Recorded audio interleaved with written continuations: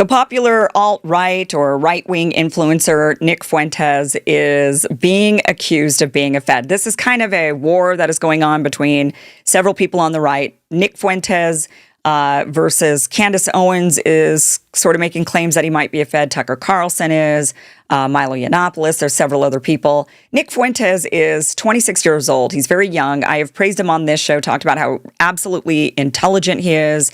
He's extremely, extremely smart, very good at what he does, and he's a rising star. In fact, he's had some massive popularity recently. He's been, just the other day, for live streams, he was #2 in the country for live streaming. So he is becoming massive. He was censored for a really long time.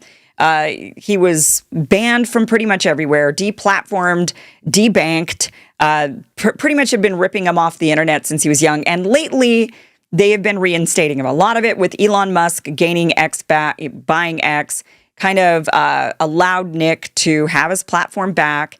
And since then, Nick has grown and grown and grown.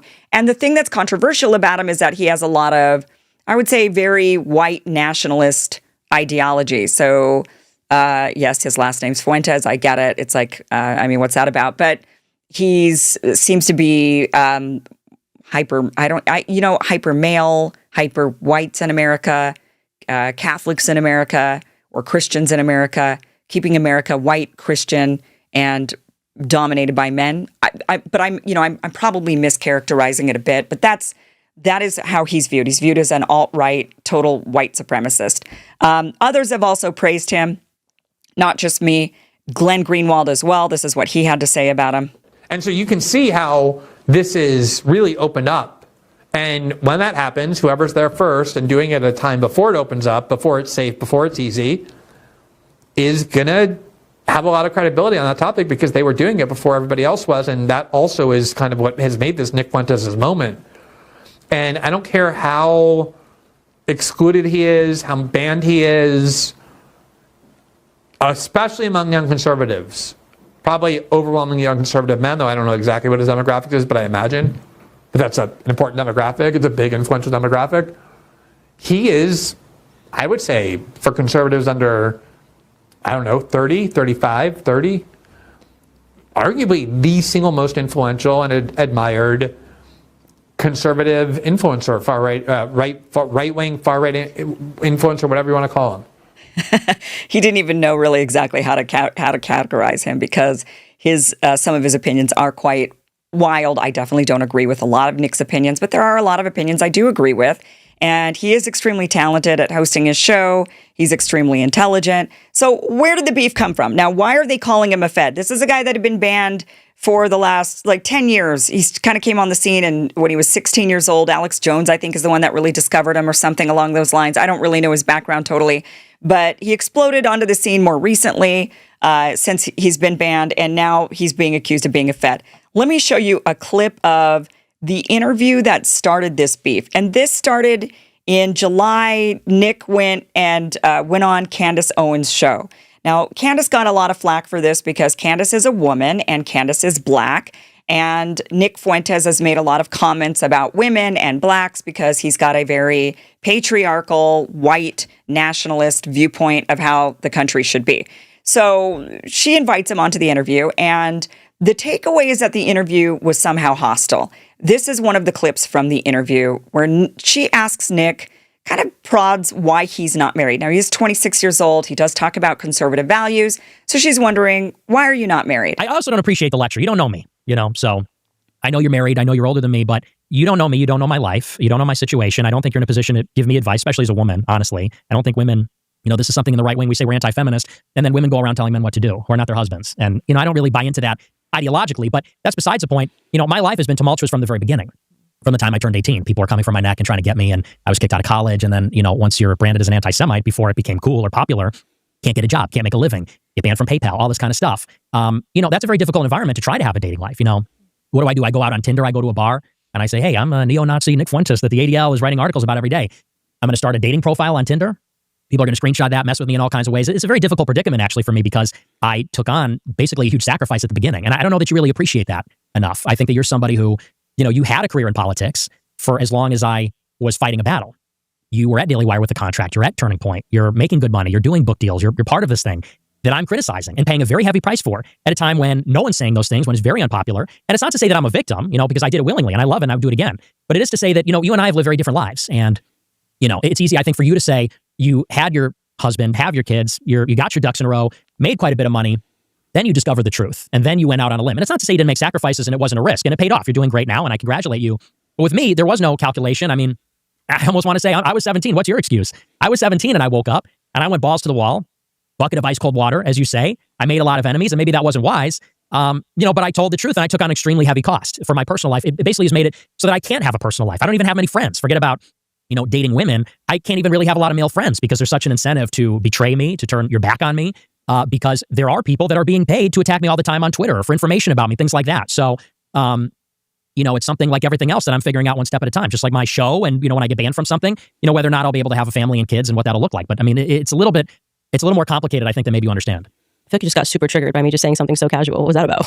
See, I don't appreciate you're a woman. that. You're like, you're a woman. I mean, I was just having a conversation with you, just being like, hey, like you there's a lot of growth that comes from when you start a family. Like it's a pretty cool thing to do. And I feel like you got pretty triggered there and got like a little upset. I don't know what I did there. I don't like that you say triggered. But you were a little bit triggered. I'm being candid. I'm being candid with you. But saying, a woman just it's like, okay. You're talking about my personal life. You're talking about my personal life. Yeah, we're having a conversation. I talked to tons of people about their personal lives. Like, why do you feel like that wasn't a line of attack, Nick? I know it wasn't a line of attack. So why you kind of responded like you were just attacked?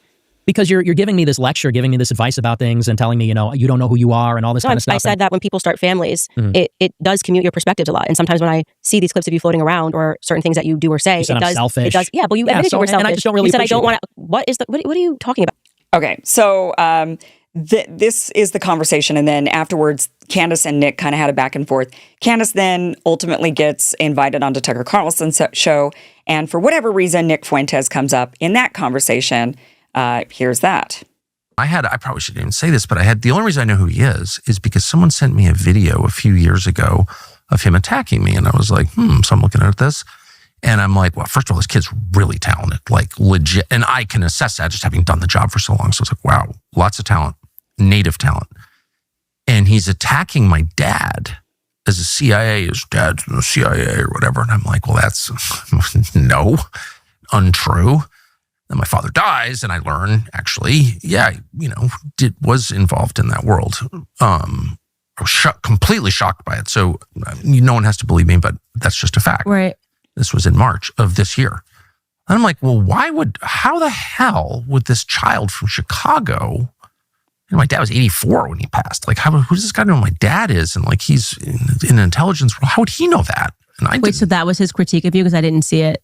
Someone just sent me this video and it was like, you can't believe anything Carlson says because his father was in the CIA and he's a CIA working on behalf of the CIA. Well, I mean, I think it's pretty obvious and I actually feel emotional in my anger towards CIA. And I think that comes out on the air quite regularly. Right. And so the idea that I'm working for the CIA is like deranged. Well, if it helps, he said I'm funded by Russia now. Since the interview, he then did a thing and said I was funded by Russia. But you would be a lot more likely to take Russian money than I would be to work for the CIA because you would never take Russian money and you're not Russian. But I mean, I really hate the CIA. And I mean, that's like very offensive to me. So why would you? It's like personal for you. Well, a little bit. Yeah. And anyway, like, who is this kid exactly? Mm-hmm. And maybe it's just an accident that the guy exclusively goes after people who are in roughly the same. And then he gets up there and he's like, making Holocaust jokes. And it's like, is it possible that this is like David Duke? And David Duke, every time I had a new show, David Duke would endorse my show. I don't know, who the hell is David Duke? Well, David Duke is obviously part of a campaign to discredit people on the right, obviously. And I think it's very obvious that Nick Fuentes is exactly the same. Doesn't mean everything he says is false. It doesn't mean he's not talented. He's enormously talented. Doesn't mean he's a bad person. I'm not attacking him personally, but he is clearly part of a campaign to discredit non-crazy right voices. So there it is. Tucker is saying very clearly he believes Nick Fuentes is some sort of a Fed, some sort of a plant.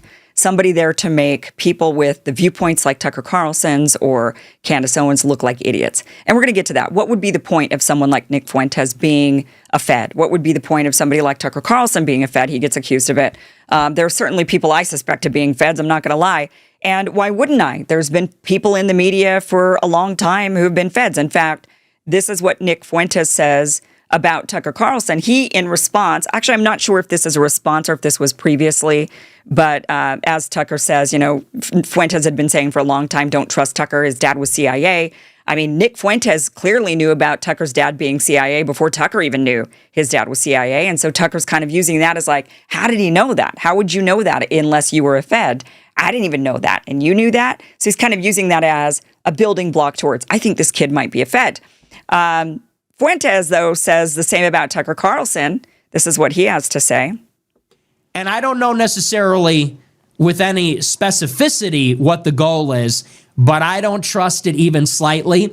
And it just makes me angry because at the bare minimum, he knows far more than he's letting on. This whole shtick, I don't watch TV, I don't use email, give me a break.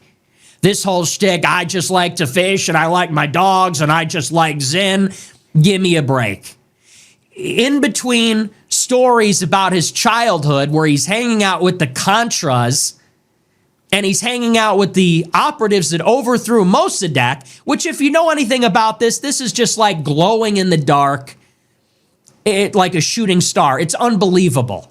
You might as well say, I missed my flight on 9/11. You might as well say something like that at that point. You might as well say, I was in Dallas in November 1963, but I had nothing to do with it. I was renting books or something. I was looking in book shopping when all that went down. I didn't even know. I didn't see what happened. This guy glows so much in the dark. His background with his father, his application to the CIA, his overnight turn, this international tour, meeting with heads of state in elections, in wars, and then presenting like you're some nincompoop, presenting like you're some doofus. I'm just a simple guy. I just like my daughters. I just want to grow up in a country that's cool. Shut up. And then this thing with Iran. I mean, fine. If he's against the war, then I agree with that. I guess we're on the same page on this one, but I don't trust it even slightly. And people said, well, you're on the same page as Loomer and Mark Levin. I'm against the war in Iran too. And I don't like Loomer and I don't like Mark Levin. They don't like him because they think that he's trying to prevent Israel from getting its regime change. I'm just saying I don't trust this guy at all. And by the way, for anybody that says he's a real journalist, for anybody that says that's what real journalism looks like, I'll remind you, journalists have been in bed with intelligence for as long as intelligence has existed. For as long as there have been intelligence agencies, for as long as there has been a CIA or an OSS or a Secret Service or any of it, for as long as there has been mass media and a centralized massive press, these two institutions have been like this. And by that, I mean inextricably connected, cannot separate one from the other, especially on the right wing. Okay, so who's the Fed? Is it Nick Fuentes? Is he the Fed? Is it Tucker Carlson? Is he the Fed? Is it somebody else we don't even... Is Candace Owens the Fed? I mean, who's the Fed in this group? Because they're all kind of pointing fingers at each other. Milo Yiannopoulos gets in on this and points the fingers even more at Nick Fuentes. And he says, remember when Nick had his money frozen by DOJ? Ask him how he got them to unfreeze it. Answer, informing. Then ask when it was unfrozen. Ask for proof. He was lying to fans every day, taking cash off teens, claiming his account was frozen 6 months after he got it back. And Elon Musk writes, doesn't make sense that the FBI leaves Fuentes alone unless he's an asset of some kind. So even Elon Musk is now getting in on accusing Nick Fuentes of potentially being an informant. Milo then goes on to, he shares a video, which I'm going to play for you here in a second, of Nick Fuentes at J6, which kind of adds to the evidence that he might be a Fed. And Milo says, no charges because Nick was one of 30 or so confidential informants working for the FBI on January 6th to entrap Trump voters. His victims were tortured for years in jail. At least 5 are dead. And he plays this video of Nick Fuentes from January 6th. Keep moving towards the Capitol. It appears we are taking the Capitol back.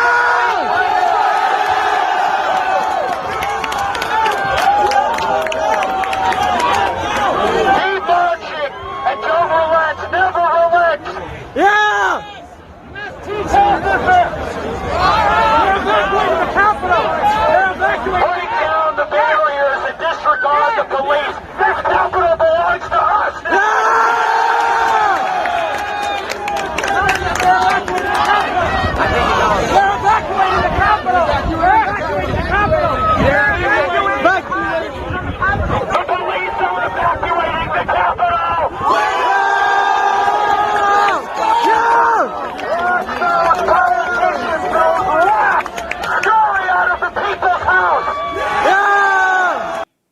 Okay, so you hear him there on J6 saying, we're taking the Capitol back. He's kind of, it sounds like he's riling up the crowd to, it could be construed as going in and taking it by force. And other people like Nick Fuentes were carted off to jail for that sort of thing. So why wasn't Nick? So that is what Milo Yiannopoulos is sharing, saying, why did he not end up going to jail for this? And Elon Musk even responded to that as, And then Nick Fuentes says this about it. He says, I was on Bill Barr's enemies list in September 2021, according to Project Veritas. I was subpoenaed in January 2022 by the House Select Committee and testified under oath that I was never involved with federal law enforcement. This is the definition of Fed jacketing. So trying to claim Fed jacketing is, painting somebody as being a Fed, putting a Fed jacket on them. And that is what, at least I think that's the definition. I could be wrong on that. Am I wrong on that? To me, I think let me just look that up real quick before I look like a total idiot. Right, it's wrongfully calling somebody a Fed, claiming that it's a term in the American left for when an organizer is painted as an agent provocateur, either literally a federal agent, an FBI, or an asset wrongly. So snitch jacketing is also related, similar term, fundamentally amounts to the same thing, only with the implication that the person is being, a snitch. Okay, so Fed jacketed. So Nick Fuentes is being Fed jacketed, he says, but there's this evidence that others are pointing at saying, you kind of look like a Fed. And I think the big question, and then here's one last one, defensive Nick. Let's do some defense of him. This is Myron Gaines, and he says, Nick is not and has never been a Fed. As someone who actually served as a federal agent, I can attest that his placement on the no-fly list alone is irrefutable proof that he never worked for nor cooperated with the government. The fact that he's been blackballed from every major media platform, debanked, and subjected to countless other hardships only reinforces this reality. This reeks of a coordinated hit job, especially given Nick's exponential growth and rising influence. So he's kind of saying, he's like, look, I've been in law enforcement. He's absolutely not a Fed. And the only reason why people are saying this is because they're threatened by the fact that he is just rising in prominence, that he is skyrocketing in fame, and they're somehow trying to delegitimize him, which that could be, a tactic on its own. You've got a kid that, a guy, 26 years old. People got mad at me last time for calling him a kid. Compared to me, guys, he's a kid. But you've got him there, he's supporting ideas that a lot of us do not support in this country. I'd say the vast majority of people actually don't agree that women can't have an opinion. When he says to Candace Owens, well, you're a woman and you're telling me this and I'm not your husband. And, you should only give advice to your husband, woman. That sort of attitude. I think if people really dove into Nick Fuentes' viewpoints, they would find that they don't agree with him on a lot of things. Where he's rising in prominence is that he's pointing out a lot of the, he's one of those where he's, along with Myron Gaines, kind of saying it's the Jews all the time. It's the Jews, it's the Jews, it's the Jews. And people are seeing that our government has clearly been hijacked by Zionists and pro-Israel, and that our government is off kissing the Wailing Wall and paying homage to Israel during recess, and when they should actually be paying attention to the American people. And so people are starting to pay attention to Nick Fuentes and his message and saying, yeah, I think maybe there's some truth to some of the things that you're saying. But he's not saying all these other things that people would probably disagree with if they actually listen to him. So he's rising in prominence. And so maybe there is a concerted effort to tame him down. We don't want this guy too high up on a pedestal and all these young under 30 guys listening to him, because they're going to all end up being, bigoted misogynists when it's all said and done, which they might be if they listen to someone like him or even somebody like Andrew Tate. It could definitely lead a generation into pretty backwards thinking, in my opinion. So sure, it's possible. What would be the reason that Nick Fuentes would be a Fed from a Fed perspective, from the government, intelligence community perspective? Why would you want to recruit somebody like Nick, who goes around saying it's the Jews all the time, and who makes statements like, women should keep their place, and whites should keep their place, and Christians should keep their place? What would be the reason for them to want somebody like that on their team? Well, I could think of a few reasons, and I've thought about this with others who are, I think, rounding up people and kind of herding them into a certain way of thinking, is we know that what the feds do like to do is they like to corral people and encourage them into groups and even ways of thinking that they really actually otherwise wouldn't. And then they end up setting them up and saying, well, you're a terrorist now, right? So even though it was the feds that gave them the plans, the ideas, the bombs, like everything that they would need in order to commit the crime, they otherwise wouldn't have been able to do it on their own. But the feds completely set them up and say, well, that's what you get for getting sucked into this group. But when you really look back at the history, when they started whatever group they got into, they thought it was for something else until some extremist, supposed extremist, but really was a Fed, starts planting some strange ideas. And the next thing you know, the person is painted as a terrorist. So they use these kind of useful idiots all the time. Somebody like Nick, clearly not an idiot. But if he were a Fed, it would be to create a bunch of useful idiots. It'd be to corral them in. It'd be to, how many people are going to share your ideas? Because they're a scourge on society. People who share your way of thinking are a scourge on society. The problem with that is when you're leading them to that way of thinking, they otherwise wouldn't think it on their own. They otherwise wouldn't agree to it, but they want acceptance. They want belonging. They want, a leader, and they gain this acceptance and belonging in a certain group. And so then they inevitably start to agree with their opinions, even if they deep down don't actually agree with it. So that's the danger in this. They corral people into these boxes, into these groups, into these ways of thinking that they otherwise wouldn't. And then they could, blacklist them, spy on them, set them up. They could do a variety of things, take away their civil liberties, right? That would be the point of using somebody like a Nick Fuentes. I'm not saying that I think he's a Fed, but I'm saying that what would be the reason, if you're going to be a Tucker Carlson or a Candace Owens or Milo Yiannopoulos and you're going to accuse Nick Fuentes of being a Fed, you would have to think that the feds would have some sort of reason for wanting him. You have to think that through. What is it that they would use him for? So they're at what Tucker is bringing up. So that's one. One is corralling a bunch of like-minded people. Then we can maybe gather lists from you of all of these people that follow you in your way of thinking, so we can keep an eye on those Americans. We can spy on those Americans. We can keep an eye on them, and we have them on a list. Another thing is what Tucker was bringing up, and that is to delegitimize actual legitimate voices and legitimate criticism.